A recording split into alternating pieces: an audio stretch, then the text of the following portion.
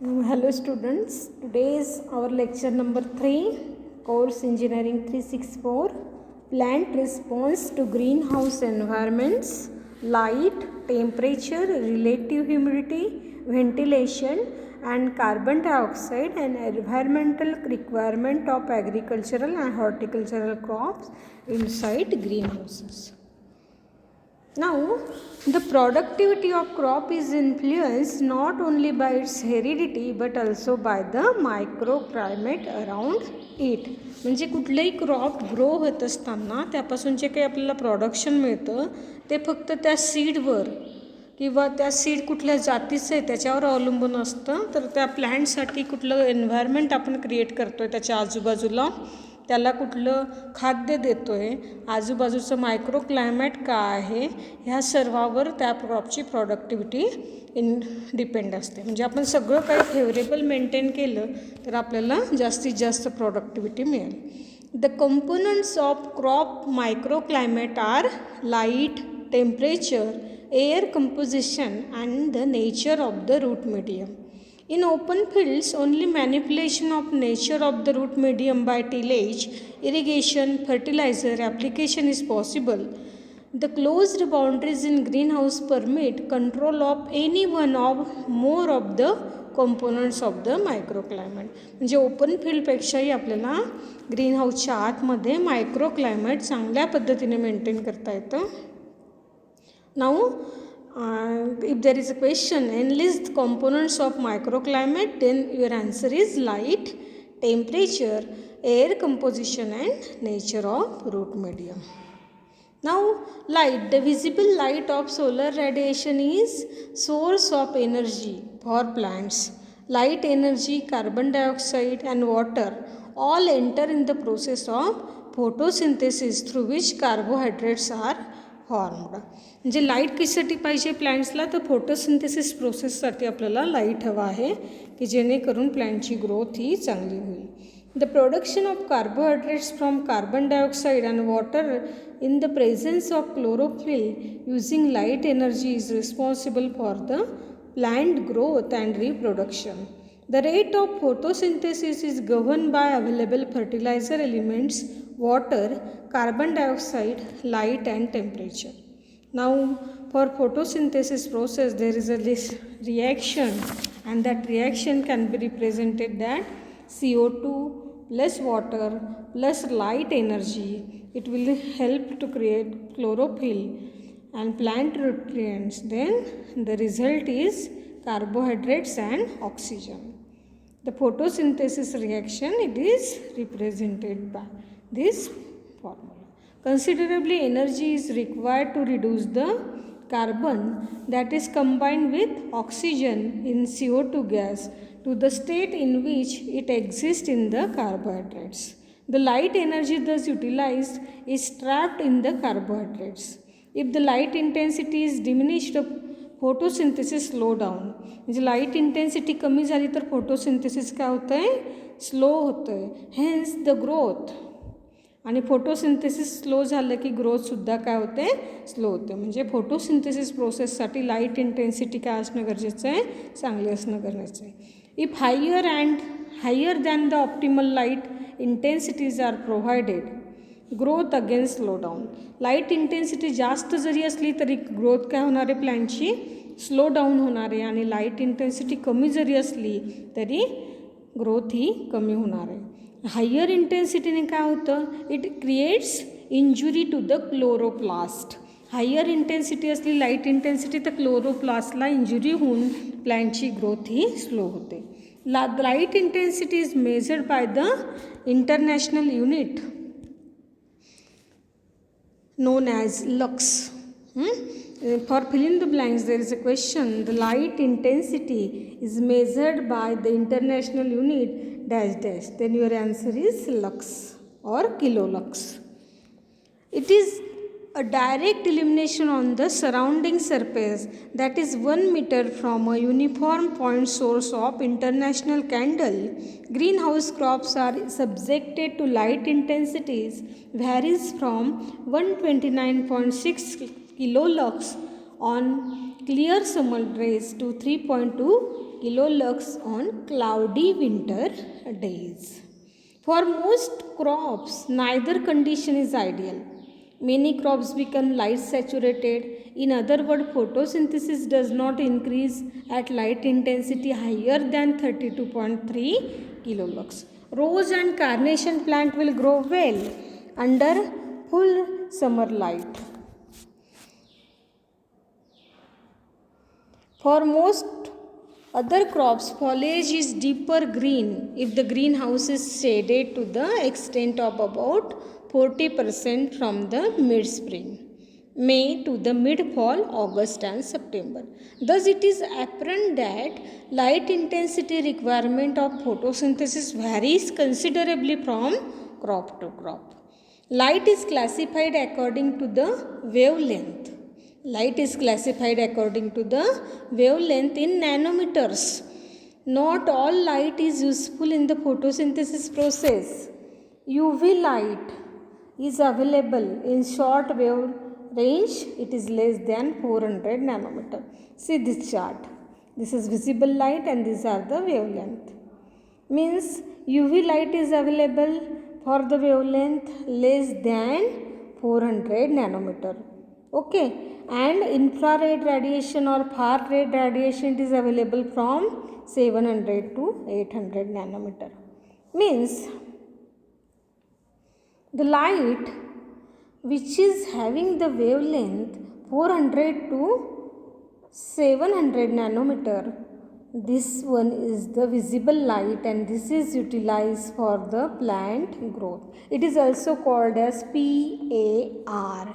PAR means photosynthetically active radiation, and this photosynthetically active radiation having the wavelength 400 to 700 nanometer. Okay, in fill in the blanks there is a question. What is the wavelength of the photosynthetically active radiation? And the wavelength is 400 to 700 nanometer. Large quantities of it is also harmful to the plant. Means light, if it is in large quantity, it is harmful to the plant.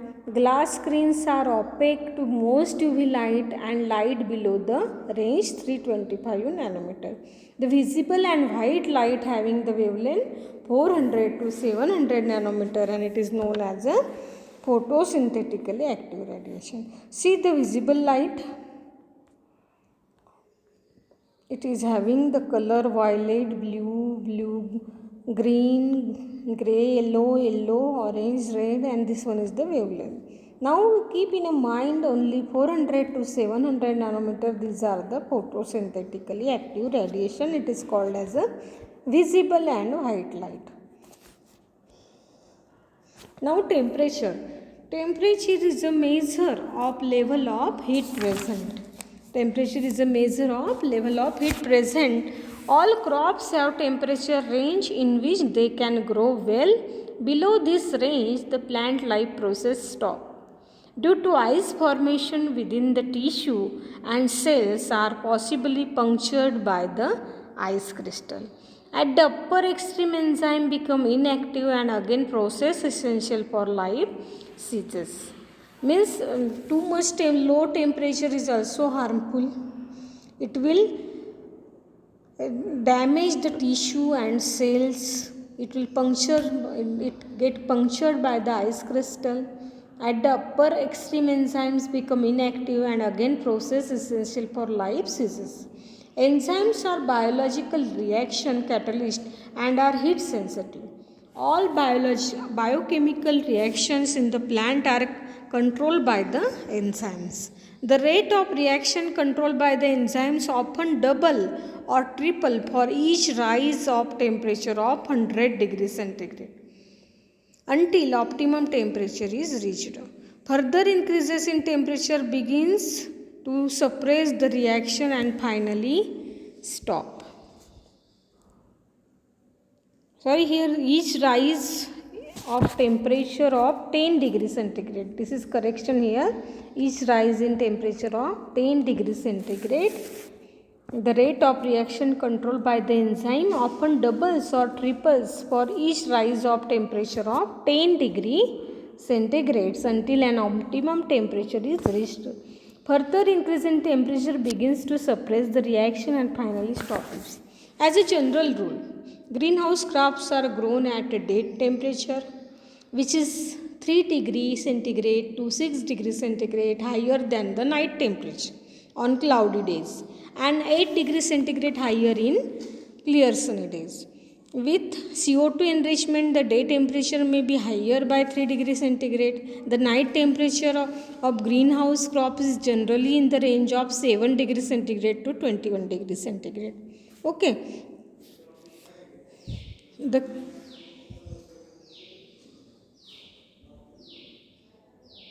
As a general rule, the night temperature of greenhouse is generally in the range of 7 to 21 degree centigrade. Primula, Matthiola, Incana and Calceolaria grow best at 77 degrees centigrade. This one is again correction, at 7 degree centigrade. Carnation and Cineraria at 10 degrees centigrade. Rose at 16 degrees centigrade.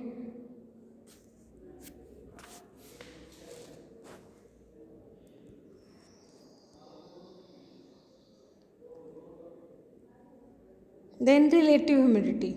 Relative humidity, as the greenhouse is a closed space, the relative humidity of greenhouse air will be more when compared to the ambient air due to moisture added by the evapotranspiration process. Some of this moisture is taken away by the air leaving from the greenhouse due to ventilation. Sensible heat inputs also lower the relative humidity of the air to some extent. In order to maintain the desirable relative humidity level in the greenhouses, processes like humidification, dehumidification are carried out. म्हणजे humidity सुद्धा काय पाहिजे, maintain पाहिजे. किती पाहिजे humidity? The acceptable range of relative humidity is 50 to 80 degrees centigrade. However, for the plant propagation work, relative humidity up to 90% may be desirable. म्हणजे 90% पर्यंत पण ह्युमिडिटी चालू शकते प्लांट प्रोपगेशन वर्कसाठी. In summer, due to sensible heat addition in the daytime and in winters for increasing the nighttime temperatures of the greenhouse air, more sensible heat is added, causing a reduction in the relative humidity of the air. म्हणजे गरजेनुसार आपल्याला relative humidity ही कमी जास्त करावी लागते, कारण समरमध्ये खूप जास्त टेम्परेचर असल्यामुळे ह्युमिडिटी कमी असते, पण आपल्याला मेंटेन करताना ह्युमिडिटी 50 ते 80 डिग्री सेंटीग्रेड मेंटेन करायची आहे. त्यामुळे आपल्याला तिथं ह्युमिडिटी ॲड करण्यासाठी एअरमध्ये मिस्टर्स किंवा फॉगर्स म्हणजे वॉटर स्प्रे करून पाण्यामधलं वॉटर पर्सेंट इन्क्रीज करणं म्हणजेच ह्युमिडिटी वाढवावी लागते. For the purpose of evaporation, for the purpose, evaporative cooling pads and fogging system of humidification are employed when the relative humidity is on the higher side. Ventilators, chemical dehumidifiers and cooling coils are used for dehumidification. वेगवेगळ्या मेथडने आपण डिह्युमिडिफिकेशन करू शकतो. नाव ventilation. घरी जसं आपल्याला Windows लागतात व्हेंटिलेशनसाठी, तसं green हाऊसमध्ये सुद्धा काय व्हेंटिलेशन पाहिजे फॉर रिड्युसिंग द टेम्परेचर. म्हणजे व्हेंटिलेशन म्हणजे काय, आतली गरम हवा बाहेर जाणं आणि बाहेरची थंड हवा आत येणं, याला आपण व्हेंटिलेशन म्हणतो. A greenhouse is ventilated for either reducing the temperature of the greenhouse air or for replenishing carbon dioxide supply or for moderating the relative humidity of the air. Air temperature above 35 degrees centigrade. Air temperature above, this one is 35 degrees centigrade, are generally not suited for the crops in greenhouse. It is quite opposite protected cultivation, and it is quite possible to bring greenhouse air temperature below this upper limit during spring and autumn season by simply providing adequate ventilation for the greenhouse. The ventilation in the greenhouse can either be natural or forced ventilation. In case of small greenhouses, natural ventilation can be quite effective during spring and autumn seasons. However, forced ventilation using fans is essential for precise control over the air temperature, humidity and carbon dioxide level. म्हणजे small green house असेल तर आपण natural ventilation बसवू शकतो, पण large green house असेल तर मग तिथं आपल्याला आर्टिफिशियली फॅन्स किंवा पॅड्स वापरून आपल्याला तिथं कूलिंग सिस्टीम बसवावी लागते आणि व्हेंटिलेशन करून आतमध्ये कूलिंग करावं लागतं. Then carbon dioxide is an essential plant nutrient which is present in greater quantity than any other nutrients in the plant. About 40% of dry matter of plants is composed of carbon and carbon dioxide gas in the air. It is important source of carbon to the plants. Under normal conditions, CO2 exists as a gas in the atmosphere slightly above 0.03% or 345 ppm.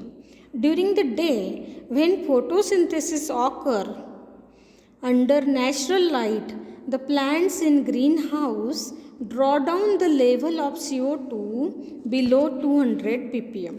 This one is asked in fill in the blanks. Plants during daytime, the plant draw down the level of CO2 below dash dash, then your answer is 200 ppm. Under these circumstances, infiltration or ventilation increases CO2 levels, where the outside air is brought it to maintain the CO2 at ambient levels. If the level of CO2 is less than ambient level, CO2 will become the factor of retarding the plant growth. म्हणजे CO2ची level जरी कमी झाली तरी प्लॅन्टची growth ही कमी होऊ शकते, retard होऊ शकते, प्लॅन्टची growth खुंटू शकते. म्हणून CO2 सुद्धा मोस्ट इम्पॉर्टंट फॅक्टर आहे. In cold climate maintaining ambient level of CO2 providing ventilations may be uneconomical due to the necessity of heating the incoming air in order to maintain proper growing temperatures. In such region, enrichment of greenhouse with CO2 is followed. The exact CO2 level needed for given crop will vary, since it must be correlated with other variables in greenhouse production such as light, temperature, nutrient level, cultivar and the degree of maturity. Most crops will respond favorably to CO2 at 1000 to 1200 ppm. This is also helpful for fill in the blanks. Means all these factors are most important for the plant growth, and it will create microclimate around the plant. And these components of crop microclimate, light, temperature, air, composition and the nature of the root medium are most helpful for the plant growth, and we should maintain it. Even in this case, the nature of root medium is modified but not controlled. Greenhouse, however, due to its closed boundaries, permits control of any one or more of the component of the microclimate. Okay, now I think it's clear to you how it will help you. Thank you.